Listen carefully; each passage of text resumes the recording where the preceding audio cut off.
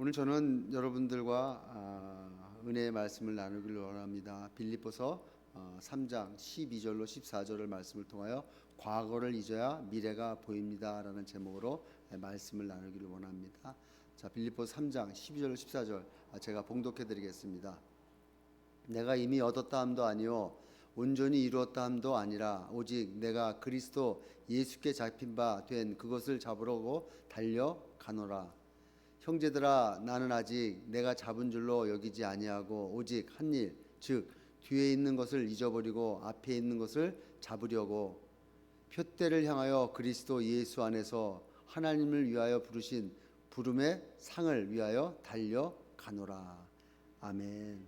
잠깐 말씀 받기 전에 기도하겠습니다. 마음에 손 꼭 기도 받으시기 바라겠습니다. 좋으신 아버지, 감사합니다. 오늘도 말씀 앞에 섰습니다.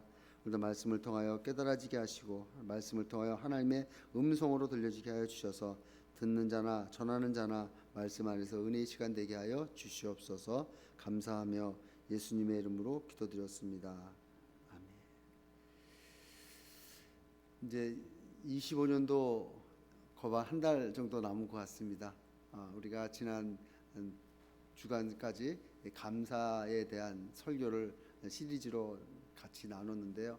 오늘서부터는 이제 마무리를 어떻게 잘 할 것인가, 올 한 해의 마무리를 잘 해야지 내년에 더 큰 하나님의 축복이 우리의 삶 가운데 임할 줄로 믿습니다. 그래서 오늘서부터 잘 25년도를 잘 마무리하는 그런 말씀을 준비했습니다. 지난 주간에 한국을 대표하던 원로 배우가 세상을 떠나셨죠. 이순재 91세 세상을 떠나셨습니다. 그분이 작년 어떤 인터뷰에서 이제 프로그램에 나와서 인터뷰한 내용이 저의 마음에 다시 한번 깨닫게 됐어요. 그 프로그램에 나와서 많은 이야기를 하면서 얘기하다가 마지막에 한 몇 분 남겨놓고 그 사회자가 이순재 배우한테 물어봅니다. 선생님, 외람된 말인지 모르지만 인생이 뭔가요? 선생님 생각하는 인생이란 무엇입니까? 라는 질문을 합니다. 그때 이 이순재 배우가 이렇게 얘기하는 거예요. 글쎄, 인생은 우리가 태어난 조건이 다 각자 다르기 때문에 어떤 사람은 유복하게 태어나서 편안한 상황 가운데 자란 사람도 있지만 또 그렇지 못한 조건을 가지고 태어난 사람들도 있다는 것이죠. 다 각자 다르게 태어났다는 것입니다. 어떤 조건도 또 어떤 환경도. 그런데 나를 이 세상에 태어나게 한 의미가 있다는 것이죠. 왜냐하면 내가 덤으로 태어난 인생이 아니기 때문에. 내가 이런 환경 속에서 태어난 의미가 무엇일까? 물론 이것은 신만이 알 수 있다라고 믿는 사람들은 이야기하지만, 그러나 어떤 환경 가운데서 내가 태어났던 어떤 조건 하에서 내가 살아가던 삶의 의미를 찾아서 자신의 길을 개척한다면 못 이룰 일이 없다라고 말하는 것이죠. 그러면서 절대로 자기 자신을 비하하지 말고 나라고 불가능할 이유가 없지 않겠는가, 내가 또 내다 하면 될 수 있지 않겠는가 하는 그런 확신과 자신을 가지고 정진하면 뭔가라도 이루어지지 않겠는가, 나는 이게 인생이라고 생각한다라고 말합니다. 이 말씀 어떻게 보면은 우리에게 가장 필요한 말씀인 것 같아요. 어떤 환경과 어떤 조건, 나의 과거의 어떤 환경과 조건을 가지고 나의 미래를 규정할 수 없다는 것이죠. 어떤 환경과 어떤 미래에 처해 있었더라도 내가 이 땅에 태어난 하나님이 나를 이 땅에 보내주신 그 분명한 의미와 목적을 내가 알고 나아간다면, 비록 신앙인이 아닌 이 사람이 이렇게 고백한 것처럼 우리도 이 땅 가운데 나에게 주신 사명대로 살아나갈 수가 있지 않을까 생각합니다. 오늘 본문 말씀에 사도 바울도 바로 그런 사람의 모습인 것 같아요. 지금 오늘 본문 말씀을 쓰게 된 그 배경에는 이 사도 바울이 지금 감옥에 갇혀 있는 거예요. 로마의 그 차디찬 감옥, 어떻게 보면 인생의 최악의 조건인 상황 가운데서도 이 빌립보 성도들에게 희망의 메시지를 전하는 그 모습을 보게 됩니다. 또 그 과거는 어떻습니까? 이 사도 바울의 과거는 모든 것을 갖춘 사람이었어요. 당시 로마 시민이라는 것은 엄청난 파워죠. 그리고 율법으로 하나의 흠이 없을 정도로 율법에 자신감을 가져 있었고, 또 유대인 태생 중에서 바리새파 중에 바리새인이라고 말하는, 어떻게 보면 갖출 것을 다 갖춘, 이 성공의 조건을 다 갖춘 그 완벽했던 사람이, 그럼에도 불구하고 오늘 빌립보서 3장 말씀을 통하여 자신의 모든 과거의 좋은 것들과 현재 있는 그 악조건 하에서도 하나님의 부르심에 따라 나아가는 그 이야기를 하고 있습니다. 그것은 하나님이 우리를 이 땅에 부르신 목적이 있다는 것이죠. 그 하나님 이 땅에 부르신 그 목적을 향해서 끊임없이 나아갈 때 우리를 향한 그 뜻이 이루어지고, 우리의 삶 가운데 나의 비전이 하나님이 비전이 되어서 이루어 나갈 수가 있음을 보게 됩니다. 이런 미래를 나아가기 위해서 사도 바울은 오늘 본문 말씀을 통하여 과거에 있는 모든 것을 내려놓고 나아가려는 것이죠. 여러분, 뭔가 채우려면은 뭔가 비워야 되잖아요. 비워지지 않는 것에 어떻게 채워지겠습니까? 여러분, 올 25년도 이제 한 달 남았습니다. 여러분, 한 달 동안 우리가 우리 1년의 삶을 잘 비워서 2026년도 하나님이 우리에게 주신 그 새해에는 우리에게 줄 축복을 막 누릴 수 있는 그런 시간이 되시기를 예수 이름으로 축복드리겠습니다. 그래서 저는 오늘부터 2025년도를 마무리하는 그런 설교를 하는데, 오늘은 첫 번째로 과거를 버려야 미래가 보입니다. 여러분, 과거를 잊어야 미래가 보여요. 어떤 무슨 제목이 멋있지 않습니까? 과거를 잊어야 미래가 보입니다. 그러기 위해서 첫 번째로 삶의 목적을 단순화해야 된다는 것입니다. 사도 바울의 고백 속에 인생의 목적을 단순하게 만드는 영적인 핵심 원리가 있어요. 그 핵심은 바로 주님이 우리의 삶의 방향, 우리가 어떻게 살아나가야 될지 그 방향을 제시했다는 것이죠. 오늘 12절 말씀에 보니까 사도 바울은 이렇게 고백합니다. 내가 이미 얻었다 함도 아니요 온전히 이루었다 함도 아니라 오직 내가 그리스도 예수께 잡힌 바 된 그것을 잡으려고 달려가노라. 사도 바울은 자신의 삶의 목적을 내가 예수께 잡힌 바 된 그것이라고 표현해요. 여기서 그것은 무엇을 의미할까요? 여러분, 이 빌립보서 3장 12절 말씀을 이 킹 제임스 버전으로 보면은 잘 이해가 됩니다. 나는 내가 이미 도달한 것처럼 말하지 아니하고 이미 완전한 것처럼 말하지 아니하며 다만 그리스도 예수님께 나를 붙잡아 이루려 하신 그것을 나도 붙잡으려고 뒤따라 가노라. 여기서 뭐라 그래요? 다만 그리스도 예수께서 나를 붙잡아 이루려고 하신 그 뜻, 그것은 뭐예요? 예수님이 곧 나의 가능성, 나의 창조 목적, 나의 삶의 비전을 딛고 가겠다라고 말씀하시는 거예요. 나를 붙드신 그 단순한 그 이유가 현재 나의 모습을 붙잡은 게 아니라는 것이죠. 나를 통하여 하나님이 이루시고자 할 그 모습을 붙잡은 거라는 거예요. 그러니까 나의 지금의 모습이 아니라 하나님이 나를 통하여 원하신, 나를 이 땅에 보내신 그 목적을 이루기 위해서, 그 목적을 이뤄서 사용하기 위해서 나를 붙들었다는 거예요.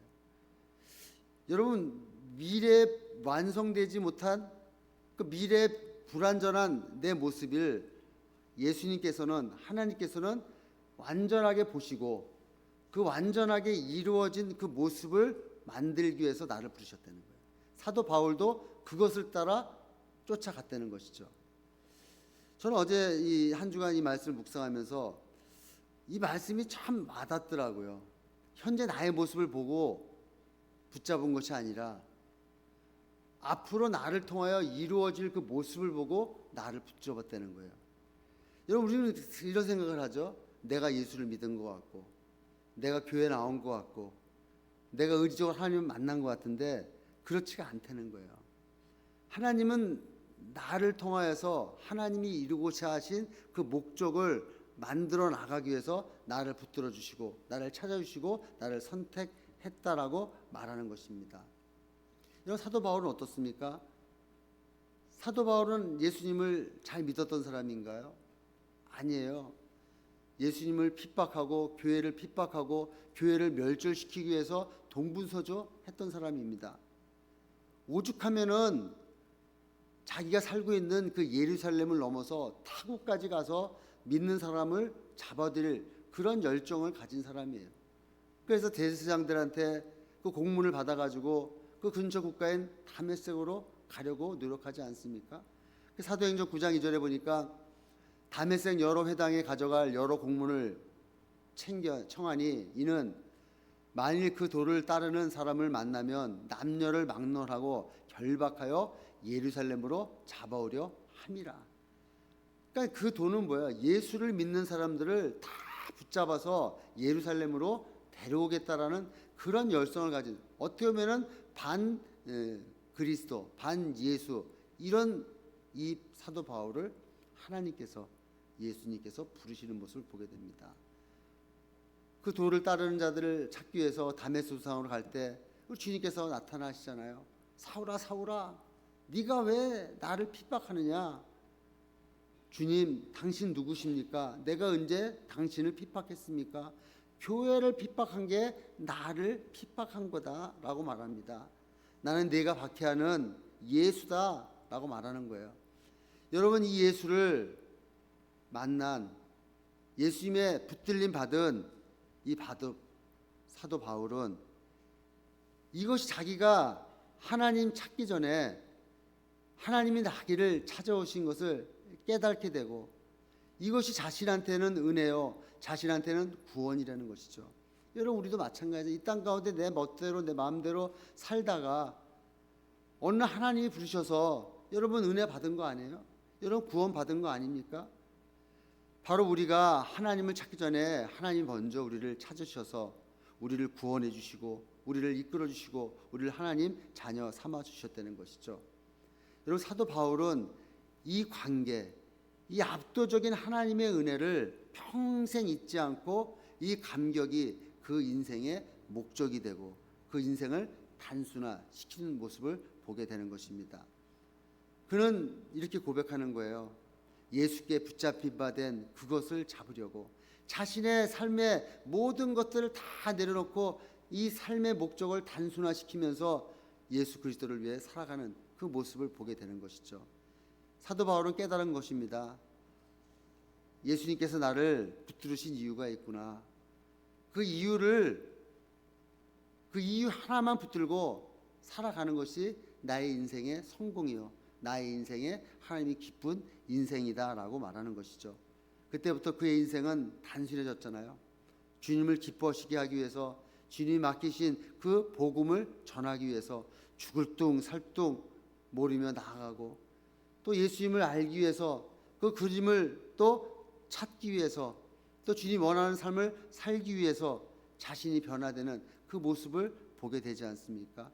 사도 바울이 이 하나의 목적을 위해 세상의 인정, 또 세상의 성공, 이 세상의 모든 배경, 모든 목표물을 다 배설물로 여겼다라고 얘기하지 않습니까? 그러면서 오직 그리스도만을 위해서 살겠다. 그래서 빌립보서 1장 20절 말씀에 보면은 나의 간절한 기도와 소망을 따라 아무 일에든지 부끄러워하지 아니하고 지금도 전과 같이 온전히 담대하여 살든지 죽든지 내 몸에서 그리스도가 존귀케 되게 하려 하니라. 자신의 모든 것은 다 내려놔도 자신의 몸을 통하여서, 자신의 삶을 통하여서 예수님만 존귀케 된다면, 그리스도만 존귀케 된다면 자기는 아무 상관이 없다라고 말하는 거예요. 여러분, 이 사도 바울이 이 목표가 이렇게 단순해지니까 그의 인생은 흔들리지가 않는 거예요. 어떠한 고통을 당해도, 어떻게 해서 감옥에 갇혔어도, 몸에 고통, 이 가시가 있어도 그는 방향을 잃지 않고 한 방향으로만 나아가는 그 모습을 보게 됩니다. 여러분, 우리의 삶이 힘들어지고 마음이 지치고 약해지는 이유는 해야 할 일이 많아서 그런 게 아니에요. 우리의 마음이 여러 가지로 갈려져 있기 때문에 그렇습니다. 걱정도 붙잡아야죠. 상처받은 것도 붙잡아야죠. 과거 후회도 붙잡아야죠. 사람에 대한 염려도 붙잡아야죠. 자녀도 붙잡아야죠. 나의 미래도 붙잡아야죠. 나의 자존심도 붙잡아야죠. 너무 붙잡을 게 많으니까 영적으로 또 믿음의 에너지가 분산돼 버리는 거예요. 너희는 그의 나라와 그의 의를 구하라. 내가 이 모든 것을 더하리라 약속하신 그 하나님의 말씀에 따라 내 삶의 목표가 단순해지면은 이 모든 것들도 하나님이 따라와 주신다는 것이죠. 여러분, 오늘 우리가 한 해를 마무리하는 이 시점에 와서 우리 스스로 물어봐야 됩니다. 나는 무엇을 붙잡고 살 것인가? 올 한 해 동안 우리 마음을 무겁게 했던 이런 두려움과 후회, 이 걱정을 붙들고 살 것인가? 아니면 주님이 나를 붙들어 주신 그 이유를 가지고 나의 목표를 단순화시켜서 주님을 기쁘시게 하는 그 모습을 바라보면서 예배의 자리, 기도의 자리, 말씀의 자리를 바라보며 주님이 원하시는 그 사명을 완수하기 위해서 내 한 목숨 다 바쳐서 나아갈 것인가? 여러분, 이것을 우리가 남아있는 이 한 달 동안에 묵상하며 생각해 봐야 될 줄로 믿습니다. 여러분, 무엇을 잡고 살 것인지 고민하시는 한 주간 되시기를 예수 이름으로 축복드리겠습니다. 두 번째로 과거를 잊어야 미래가 보이기 위해서는 뒤에 있는 것을 잊어버려야 합니다. 사도 바울은 단순화된 목적, 즉 그리스도를 아는 지식에 이르는 목표를 향해 달려가기 위해 구체적인 방향을 제시하는데 과거의 것을 잃어버리려는 거예요. 이런 13절 말씀에 보면은 형제들아 나는 아직 내가 잡은 줄로 여기지 아니하고 오직 한 일, 즉 뒤에 있는 것을 잊어버리고 앞에 있는 것을 잡으려고 라고 말합니다. 오직 한 일, 곧 뒤에 있을 것을 잊어버리고 앞에 있는 것을 잡으려 나아간다고 선포하는 거예요. 여기서 잃어버린다. 이 잃어버린다의 원어의 의미는 기억을 상실해버린다, 잊어버린다라는 이런 의미가 아닙니다. 짐을 땅에 내려놓는 이 동사형을 말하는 거예요. 내가 짐을 지고 가다가 이 짐을 땅에다 내려놓겠다는 거예요. 근데 이 땅에다 내려놓는데 다시는 이 짐을 들기를 거부하는, 그러니까 의지적인 결단이 필요한 것이죠. 짐을 내려놨는데 또 갈 때 또 짐을 들어 가잖아요. 여러분, 우리가 교회 와서 기도할 때 주님 이거 다 해주세요. 십자가 밑에 다 내려놓습니다. 그 집에 갈 때 다시 짊어지고 가요. 여기서 잊어버리라는 얘기는 그것을 내려놓고 들고 가지 말라는 거예요. 왜 사도 바울은 이토록 과거의 짐을 내려놓으라고 강조할까요? 그것은 과거의 짐이 우리의 미래의 발목을 잡기 때문에 그렇습니다. 여러분, 과거의 짐을 크게 우리가 내려놔야 될 게 세 가지를 얘기하고 있어요. 첫 번째는 과거의 실패와 후회의 짐입니다. 이것을 내려놓으라는 거예요. 우리는 지나오면서 실수와 실패 많이 했습니다. 대인 관계에서도 또 상처도 받고 이러지 말아야 될 걸 하는 그런 후회도 있었어요.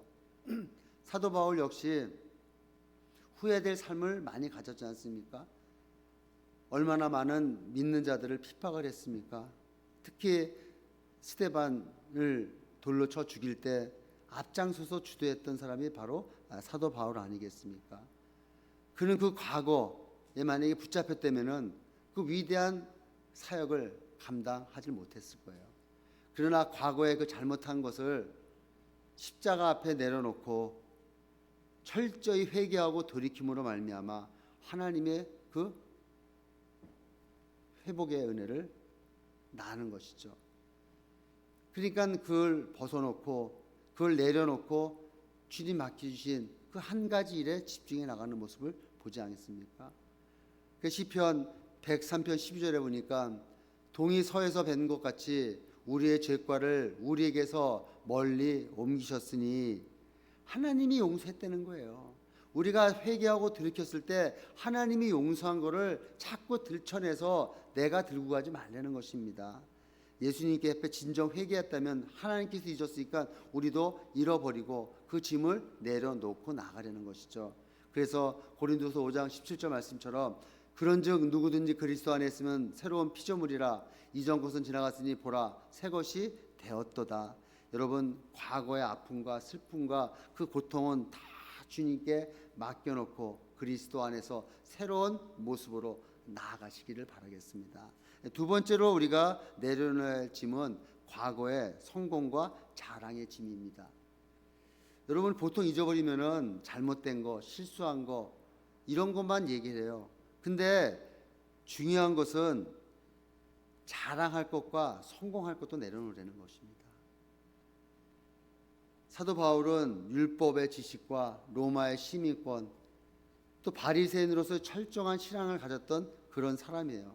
근데 이 모든 것을 다 내려놓고 주님만 바라봤습니다. 오죽하면 빌립보서 3장 7절에 이렇게 얘기하는 것이죠. 그러나 무엇이든지 내게 유익하던 것을 내가 그리스도를 위하여 다 해로 여길 뿐더리라. 실패만큼 위험한 것이 바로 과거의 성공입니다. 내가 이렇게 잘했는데 이 정도면 됐지 않아? 이렇게 사역에 열매를 맺었으면 됐지 뭘 또 내가 바라겠어 하는 그런 마음을 가져요. 저도 이 말씀을 묵상하면서 준비하면서 저도 이렇게 저의 삶을 되돌아보니까 저도 과거의 성공과 열매를 많이 내가 옛날에 대형교회 있을 때 부목사로 있을 때 그냥 선교 나가서 기도만 하면 병자가 낫고 막 복음만 전하면 믿는 자들이 막 늘어나는 이런 아주 있었습니다. 결국은 거기에 묶여 있으니까 앞으로 나갈 것이 없더란 얘기입니다. 여러분, 그 잘한 것, 그 다 열매 하나님이 주시는 동력이지 그것이 우리의 목적지가 아니라는 것이죠. 그것을 내려놓고 과거의 영광, 과거의 승리 다 내려놓고 다시 빈손으로 주님 앞에 나아가서 바로 설 때 비로소 우리는 주님을 통하여 위대한 일을 감당할 수가 있는 것입니다. 여러분, 올 한 해 여러분 좋은 것들, 성공한 것들 많죠. 이것을 다 없애버리는 게 아닙니다. 일단 내려놓고 그것에 대한 것에 감사하며 또 새로 시작해야 된다는 것이죠. 세 번째는 과거의 좋은 경험도 내려놓으려는 거예요. 우리는 과거에 내려놓아야 할 마지막 이유는 좋은 경험이 현재와 미래에 하나님을 제한하는 툴로 사용될 수가 있다는 거예요.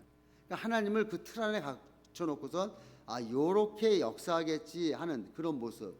하나님은 이렇게 우리에게 역사했으니까 나에게도 역사하겠지. 이런 틀을 깨려는 것입니다. 그러니까 뭐예요? 과거의 좋은 경험들은 하나님은 살아계시구나라는 그런 것으로 사용해야지 그 틀에 얽매여서 하나님이 이렇게 역사하실 거야, 이렇게 역사하실 거야, 그런 하나님은 아니라는 것입니다. 예전에 우리 신학 공부할 때 힘들 때였어요. 어느 친구 전사가 기도하는데 이 성경책을 열어보니까 어느 권사님이 거기다가 이렇게 전사님 수고하시는데 생활비 보태 쓰세요 하면서 봉투를 넣어줬다는 거예요. 나도 새벽에 가서 기도해야지, 저녁에 철회해야지. 막 기도하고 성경책을 딱 보면 아무것도 없습니다. 하나님은 역사하시는 그 순간순간이 다 다르다는 거예요. 그러니까 우리가 그 틀을 맡겨놓고서 그 틀 안에 있다면은 하나님은 그 틀 안에 맡겨놓은 그 모습, 어떻게 보면 요술램프 지니처럼 그 병 안에 갇혀놓고 필요할 때만 쓰게 되는 그 모습밖에 안 된다는 것이죠. 그렇기 때문에 좋았던 그 경험들, 그 순간들은 다 내려놓고 다시 빈 마음으로 나아가야 됨을 말하고 있는 것입니다. 오카는 목사님 그 설교의 집에 나와 있는 내용인데요. 어느 선교사 부부가 선교를 작정을 하고 정리하고 선교사 훈련을 받으러 갑니다. 그래서 헌신된 마음으로 훈련을 받는 그 과정에 안 좋은 일을 당하게 된 거예요. 그 선교사가 이 성폭행을 당한 것입니다. 그러니까 이 마음에 너무 안타까운, 기가 막힌 이야기 아닙니까? 다른 것도 아닌 그 선교사 훈련, 내가 하나님 앞에 나의 다 뭐를 헌신하고 선교사가 되겠다고 헌신했는데 이런 일을 당하니까 이 여인이 얼마나 견디기가 힘듭니까? 살던 집을 이사 가고 또 근데 그곳에서도 이 문제가 해결되지가 않는 거예요. 이 끔찍한 기억과 이 상처로부터 벗어날 수가 없었던 거죠. 그래서 하루는 목사님을 찾아갑니다. 그리고는 개인적으로 이 목사님하고 하소연을 하면서 이야기를 하는 거예요. 하나님은 그를 사랑하는 모든 자들에게 협력하여 선을 이루게 하신다고 약속하셨는데 왜 나에게 이와 같은 일을 허락하셨습니까? 왜 나에게 이러한 일이 일어납니까? 라고 막 하소연하는 거예요. 저는 도무지 견딜 수가 없습니다. 내가 선교사로서 헌신하려고 하는데 왜 하나님은 이런 일같이 용납하십니까? 라고 얘기합니다. 그럴 때 이 목사님이 이렇게 말씀하시는 거예요. 잠깐만요. 하나님이 당신에게 허락하신 것이 아닙니다. 그런 끔찍한 일을 하나님이 허락하신 것이 아니라 당신은 피해를 본 것입니다. 우리가 세상에 살다 보면은 피해를 당할 수도 있고 아픈 일을 당할 수가 있는 것이죠. 그러나 하나님은 그런 피해를 통하여서 당신을 성숙한 사람으로 만들기 위해서 선을 이루기를 원하시는 것입니다. 그 사건을 하나님이 허락하신 게 아니라 그 사건을 통하여서 당신이 더욱 성숙한 사람이 되기 위해서 하나님은 당신을 바라보는 것입니다. 라고 얘기합니다. 그때 이 여인이 이렇게 하죠. 목사님, 도무지 그런 것이 믿어지지 않고 계속 갈등만 일어납니까? 저 어떻게 해야 되겠습니까? 라고 얘기할 때 그 목사님이 다시 한번 이렇게 얘기합니다. 당신이 그 끔찍한 일을 당했다고 해서 당신의 신분이 변화됐습니까? 당신이 그런 끔찍한 일을 당했다고 해서 당신이 하나님의 자녀로서의 그 자리가 없어졌습니까? 그 정체성이 훼손됐습니까? 아닙니다. 당신이 그런 끔찍한 일을 당했어도 당신은 하나님의 축복된 자녀이고 그 하나님이 사랑하는 자녀입니다. 그러므로 여러분 당신의 신분이 그대로 남아있기 때문에 당신이 선택하기 나름에 따라 당신의 삶은 전혀 다른 방향으로 가게 되는 것이죠. 나는 평생 성폭행 당한 희생자야라고 하는 말만 하고 늘 그 생각에 갇혀 살면은 계속 희생자로 삶아 나가지만은 그것을 잃어버리고 그것을 내려놓고 나는 사랑받는 하나님의 자녀고 나를 통하여 하나님은 위대한 일을 할 것이야 라고 고백하고 살면은 하나님 앞에 쓰임받는 인생이 되는 것입니다. 평생 나는 성폭행 희생자야 거기에 갇혀 살 것입니까? 나는 하나님의 자녀입니다 라고 마음껏 누리며 살아갈 것입니까? 좌로 선택하든 우로 선택하든 그것은 당신이 선택할 일입니다. 여러분 극단적 이야기인지 모르지만 옳은 말 아닙니까? 과거에 어떠한 어려움을 당했을지라도 그 당한 어려움을 바라보고 산다면 계속 피해자로 살겠지만 그것을 내려놓고 하나님이 나에게 맡겨놓으신 이를 통해서 나에게 어떠한 선을 이루실 것인가를 바라보고 나아갈 때 우리의 삶의 모습은 전혀 다른 모습으로 나아갈 수가 있는 것이죠. 여러분 올 한 해 많은 일들이 일어났습니다. 많은 일들, 좋은 일도 있을 것이고 또 나쁜 일도 있을 것이고 또 축복된 일도 있었을 것이고 불행한 일도 있었을 것입니다. 근데 여기에 얽매여서 나아간다면 25년에 갇혀서 26년은 돌아오지가 않는 것이죠. 날마다 우리는 이 질문 앞에 서야 됩니다. 나는 무엇을 내려놓고 갈 것인가? 나는 2025년도에 무엇을 내려놓고 2026년도를 맞이할 것인가 생각해 보시는 한 주간 되시기를 예수 이름으로 축복드리겠습니다. 세 번째로 과거를 잊어야 미래가 보이기 위해서는 소망을 바라보고 달려가야 합니다. 우리가 과거를 잊어야 하는 궁극적인 이유는 앞에 있는 것을 잡으려고 달려가는데 그 이유와 목적을 분명히 얘기하는 게 14절 말씀이에요. 14절 말씀에 뭐라고 되어 있습니까? 표대를 향하여 그리스도 예수 안에서 하나님이 위에서 부르신 부름의 상을 받으려고 달려가노라. 사도 바울은 자신의 그 삶을 이 운동 경기자의 모습을 빗대어서 이야기를 합니다. 여러분, 경주자, 운동하는 경주자가 다른 박질할 때 이런 결승선이 있어야지 다른 박질하지 않습니까? 여러분, 결승선이 없으면은 그 달리는 게 무엇이 의미가 있습니까? 사방팔방으로 달려도 목표점이 없으면은 아무 소용이 없는 거예요. 여러분, 어렸을 때 산으로 들로 막 뛰어다녔잖아요. 근데 어디 결승점이 없으니까 중구난방으로 뛰어다닌다는 것이죠.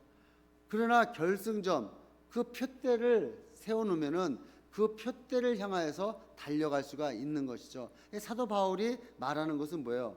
그 표대, 그 소망을 바라보고 달려가야지만이 결승점에 도달할 수 있다라고 말하는 것입니다. 여러분, 그럴 때만이 하나님의 상을 받는 거예요. 여러분, 우리는 상 받기 좋아하시잖아요. 밥상서부터 시작해가지고 이 많은 상들을 받기 좋아하시잖아요. 여러분, 올림픽 선수들도 어떻습니까? 은메달, 금메달, 동메달을 따려고 열심히 매일매일 노력하지 않습니까? 여러분, 그와 마찬가지로 하느님이 부르시는 부름의 상을 받기 위해서 우리는 달려가는 것입니다. 여러분, 나중에 주님 만났을 때 착하고 충성된 종아, 네가 작은 일에 충성하였다 하는 그 칭찬, 여러분, 이거면 다 되지 않아요? 하나님이 아무리 내가 이 땅에 고생하고 힘든 삶을 살아왔다래도 착하고 충성된 종아, 네가 잘했다라는 이 칭찬을 듣는 이것이 영광 아니겠습니까? 이것이 우리의 상급 아니겠어요? 이것이 궁극적인 우리의 표대가 아니겠습니까? 여러분, 이 표대를 바라보는 사람은 절대로 흔들리지 않습니다. 고난과 역경이 왔을지라도 그것을 바라보며 나아갈 수가 있는 것이죠. 그래서 히브리 기자는 히브리서 12장 1절 2절에 이렇게 얘기합니다. 이러므로 우리에게 구름같이 둘러싼 허다한 증인들이 있으니, 나중에 이 증인들이 있다는 거예요. 모든 무거운 것을 얽매기 쉬운 죄를 벗어버리고 인내로써 우리 앞에 당한 경주를 하며 믿음의 주요 또 온전하게 하시는 이인 예수를 바라보자. 그는 그 앞에 있는 기름품을 위하여 십자가를 참으사 부끄러움을 개의치 아니하시더니 하나님 보좌 우편에 앉으셨느니라. 많은 관중들이 보는 앞에서 내가 결승점에 들어갔을 때, 그 결승점을 들어가는 그 예수를 바라보고 갔을 때 왜 예수를 바라보고 가느냐? 그 예수가 지금 하나님 보좌 우편에 앉아 계시다는 거예요. 십자가의 부끄러움과 그런 고통을 다 겪으면서도 하나님 보좌에서 상을 받는 그 모습을 바라보기 위해서 예수를 바라보려는 것이죠. 여러분, 바로 이 소망이, 이 표대가 바로 예수 그리스도를 바라보는 것입니다. 어제 제 후배 목사님 아들 결혼식에 갔어요. 근데 아들은 이제 어렸을 때는 봐서 이제 컸을 때는 제가 잘 못 봤는데, 어제 결혼식을 이렇게 보면서 참 얼굴 닮은 것보다도 이 행동거지도 비슷하게, 걸음걸이도 비슷하게 닮았더라고요. 자녀가 부모를 닮는 것 당연하잖아요. 그 집에서 함께 살다 보니까 그 자녀의 눈에서는 뭐가 보이겠어요? 부모의 모습과 부모의 행동이 보이다 보니까 그 모습 그대로 닮아가는 것입니다. 여러분, 마찬가지예요. 우리도 예수를 바라보려는 이유가 주님과 함께 있을 때, 주님과 동행할 때 우리의 모습은 어느 순간에 주님의 모습을 닮아간다는 것이죠. 누구와 함께 갈 것이냐, 누구와 동행할 것이냐, 누구를 바라볼 것이냐에 따라서 우리의 삶의 모습은 전혀 다른 모습을 보게 되는 것이죠. 여러분, 어제 그 말씀을 하면서 주위를 다 보니까 진짜 부부들은 닮아가고 그 가족들은 다 닮은 모습이더라고요. 여러분, 우리는 다 보니까 또 닮은 모습이에요. 왜요? 하나님의 자녀이기 때문에 하나님의 모습으로 다 닮아가는 모습이죠. 여러분, 이 모습, 이 예수를 바라보기 위해서 달려가라고 말하는 거예요. 이 달려간다라는 원어의 의미는 맹수가 이 먹이를 쫓아가듯이 하는 그 행위를 말하는 것입니다. 여러분, 맹수가 먹이를 쫓아갈 때 딴 데 쳐다봅니까? 쉬었다 갑니까? 이런 동물왕국 보세요. 그냥 맹수가 쫓아갈 때 엄청나게 빨리 갑니다. 그 먹잇감은 도망가려고 이리 돌고 저리 돌아갔을 때 이런 곧자로 갑니까? 아니에요. 사방으로 막 돌아가고 뒤돌아갈 때 이 맹수가 그 모습을 보고 계속 쫓아가잖아요. 이게 달려간다라는 의미예요. 여러분, 우리의 삶 가운데서도 예수를 바라보기 위해서 많은 일들이 일어나잖아요. 매일매일 삶 속에서 치열하게 그 주님을 바라보기 위해서, 주님을 향하기 위해서 우리가 뛰어가는 것처럼 달려갈 때 그 표대를 바라볼 수가 있는 것이죠. 여러분, 과거를 잊어버렸다 그래서 멍하니 서 있는 게 아니에요. 여러분, 과거 앞을 뛰기 위해서 이 짐을 풀어놓고 달려가는 것이죠. 근데 달려갈 때 여러분, 우리 믿는 사람들은 좋은 게 뭐냐면요, 나 혼자 달리게 안 하신다는 거예요. 예수 안에서 우리를 달려가게 하신다는 것입니다. 예수님이 우리와 함께해서 우리의 힘이 아니라 하나님이 주시는, 예수님이 동행하시는 그 힘과 능력으로 이 모든 것을 이룰 것을 말씀하고 있는 것이죠.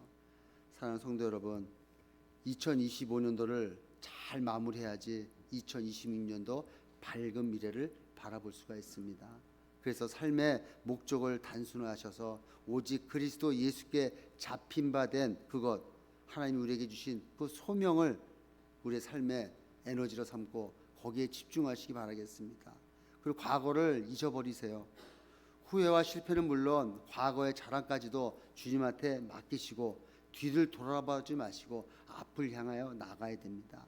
그것도 어떤 앞을요? 소망의 표대 예수 그리스도를 바라보며 나아갈 때 우리는 그리스도 안에서 새 힘을 받고 달려 나아갈 줄로 믿습니다.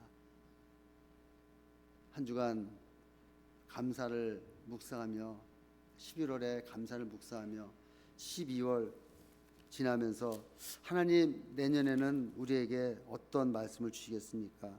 하나님, 우리 올해 회복에서 축복으로 신명기의 말씀을 통하여 이스라엘이여 너희는 행복자로다라는 말씀 붙들고 한 해를 달려왔습니다.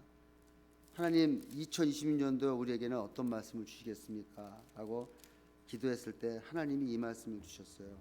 이사야서 43장 19절, 보라 내가 새 일을 행하리니 이제 나타낼 것이라 너희가 그것을 알지 못하겠느냐? 반드시 내가 광야의 길을 사막의 강을 내리라. 내년에 우리 표현은 보라 새 일을 행하리라입니다. 주신 말씀은 이사야서 43장 19절 말씀입니다.